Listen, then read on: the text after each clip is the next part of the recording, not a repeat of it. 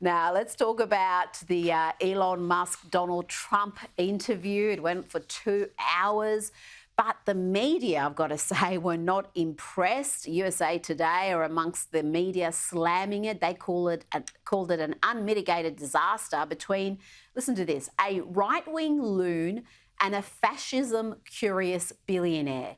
They also said he was rambling, babbling on about crowd sizes and immigration and President Joe Biden and whatever else seemed to pass through his mind, and just a whole lot of other nonsense. But the numbers don't lie. The number of people who've listened to that interview, who have heard parts of it or all of it, is enormous. I think by any measure, it was an enormous success if you want to get your message across.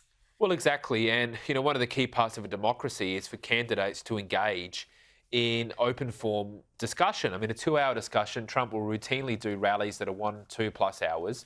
Whether you like him or not, the reality is that he's probably been one of the most open and transparent presidential candidates we've seen. And we need to have more of these long form debates and discussions, not less. I mean, Kamala Harris won't even front a 10-minute interview, let alone do a 2-hour sit-down. So, which one is better for democracy? Well, absolutely. And the fact that so many topics were discussed in a very casual manner with two people speaking, I think it just gave a great insight into where that candidate stood on a range of issues. And that's what you want as a voter. You want to know what the candidate is going to do in office.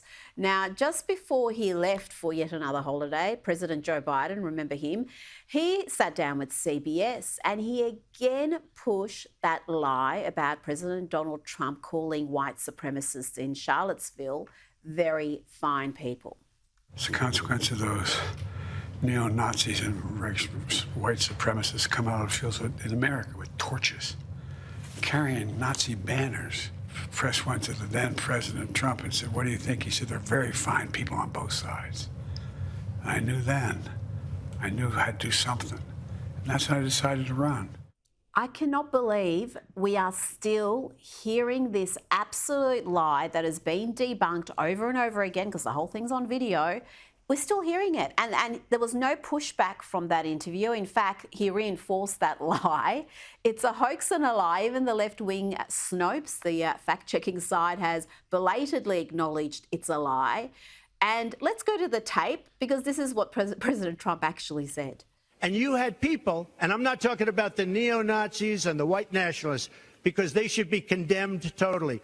But you had many people in that group other than neo-Nazis and white nationalists, okay? They should be condemned totally. So he was talking about the people who were at that protest because they didn't want a statue to come down. I would argue those people on the right side of history, and there were very fine people amongst them, they're not the neo-Nazis. That's like pretending that the Women's March in Melbourne were all neo-Nazis because a bunch of idiots turned up and gate crashed their protest. I can't believe this lie is still got currency now in 2024. Well, exactly. And when you actually look at the whole clip, it's Trump said the exact opposite. The exact opposite of what they accuse him of. I think that the hope that we do have is with social media, with Twitter and with others, this is actually being uncovered. 20 or 30 years ago, we never would have known that this was all a hoax and this was all a lie. But the reality is, I think more and more people, particularly what happened in COVID and other things, a lot more people are beginning to realise that the mainstream media is not always what it seems. Absolutely. Dan Weil, thank you so much for your time this evening. Thank you.